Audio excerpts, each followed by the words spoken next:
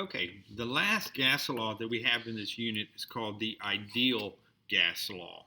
And the ideal gas law, some people call it Pivnert, it relates moles, pressure, volumes, and temperature. So all these things are in the combined gas law as well. But what's different with the ideal gas law is you don't have two pressures, two volumes, two moles, two temperatures. You just have one of each. And this is probably the most applicable, useful, real life relevant gas law that we have. P still is pressure, V is volume. Now, volume has to be in liters. N is moles. Sometimes they give you grams, you convert to moles. R is a constant. That's something new for us. R is a constant, and then there's three different R values that we might use. The R value you use is dependent upon the pressure. At STP, 1 atmosphere, we would use an R value of 0.0821. So if your pressure is measured in ATMs, atmospheres, use 0.0821. If pressure is measured in kPa, then you use 8.31 for your R value. And if your pressure is measured in mmHg, millimeters of mercury, your R value is 62.4. So for your R value, you have to look at, see what your pressure is measured in, and that tell you what R value to use. So if we start off with, we have a rigid steel cylinder with a volume of 25 liters. So that's something kind of like a propane tank for your barbecue pit. Volume of 25 liters, there's volume. Filled with nitrogen gas to a final pressure of 200 atm. There's your pressure. At 27 degrees Celsius, again, there's the temperature. Has to be into Kelvin. Add 273 to get 300 Kelvin. How many moles of nitrogen does it hold? There's N. So we have everything we need. Volume, pressure, temperature, N, and we can get R value. So we're going to use PV equals nRT. Our pressure is 200 atm. Our volume was 25 liters. We don't know N, that's moles, that's what we're solving for. Now R. R comes off your pressure. Our pressure is measured in ATM, so our R value is going to have to be 0.0821. So 0.0821. And then finally, T for temperature, we convert it into Kelvin, so 300 K. So we're just going to multiply on the left and the right. And so when I do that, that 200 times 25 gives me 5,000 on the left. And on the right, I have N times 24.63. 0.0821 times 300 is 24.63. I need to solve for N, so I'm going to divide both sides by 24.63. When I do that, the ones on the right cancel. And 5,000 divided by 24.63 comes out to be 203, and N stands for moles. If we look at the second one, the second problem is asking how much pressure in kPa can be created in a 2-liter soda bottle if you use a quarter pound of dry ice. Let's assume you did this in the afternoon. Outside temperature is 30 degrees. So we're solving for pressure. There's P. 2 liters, that measures volume. We use a quarter pound or 114 grams of dry ice. What can we convert grams into? Well, grams can be converted into moles. So if we take 114 grams of CO2, multiply, draw your line like we're doing a mole conversion problem. Word on top goes on the bottom.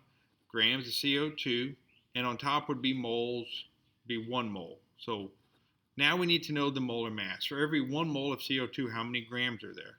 Where from the periodic table, we know carbon is 12, oxygen is 16, another oxygen is 16. So that all adds up to 44.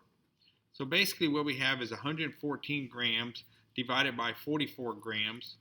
Grams of CO2 cancel out. And that's going to give us an answer of 2.59 moles of CO2. And then finally our temperature, can't have it in Celsius, so we add 273, and that's going to give us 303 Kelvin. So now we have everything we need to set up and solve the problem. PV equals nRT. We don't know pressure. Our volume is 2 liters, 2-liter bottle. N is your moles. We convert it moles, 2.59 moles. R is your R value. We have 3 different R values. Which one do we use? They want our pressure to be in kPa. So our pressure is in kPa. R is 8.31.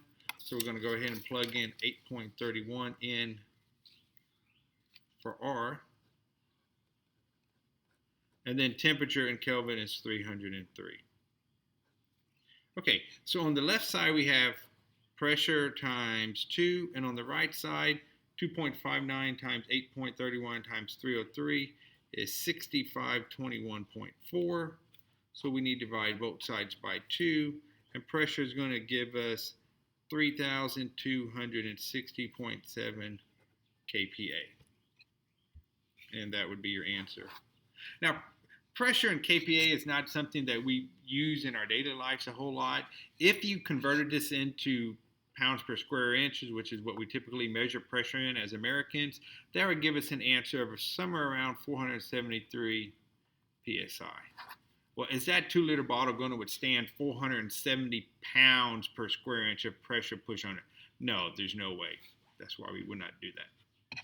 Okay, if we move to the very last problem that we have, it says an adult has a lung capacity of 4.2 liters. That's volume. How many grams of air do your lungs hold? So the problem is asking you for grams. Grams is nowhere in the ideal gas law. What could you convert to grams? Moles. So what we need to do on this problem is we need to solve for moles and then convert it into grams. Pressure is 760 mmHg, that's pressure. Temperature is 37 degrees Celsius, that's temperature. If you add 273, that comes out to be 310 Kelvin. And then it says assume 1 mole of air has a mass of 29 grams. That's for our conversion later on. But first we need to solve for moles and then convert to grams. So PV equals nRT, 760 mmHg times 4.2 liters is your volume. We're solving for moles first. R, because our pressure is mmHg, our R value has to be 62.4.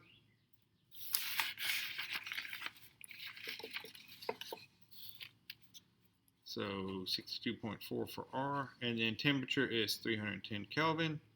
So if I multiply the left and the right, I end up with 3192 equals N times 19344. Divide both sides by 19,344. That gives me an answer. N equals 0.17 moles of air. Okay, but that's not what the problem asks. The problem asks, how many grams of air do your lungs hold at the beat? So in other words, if you took a breath of air, filled up your lungs, how many grams heavier would you be? So we're going to take 0.17 moles of air, do a one-step mole conversion problem. Word on top goes on the bottom.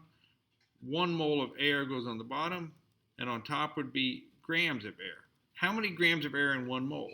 The problem said assume 1 mole of air is 29 grams. So we'll put 29 there. Moles of air cancel out. 0.17 times 29, if you type in the calculator, that gives you an answer of 4.9 grams. So every time you take a breath, you gain about 5 grams of mass based on the air you breathe into your lungs.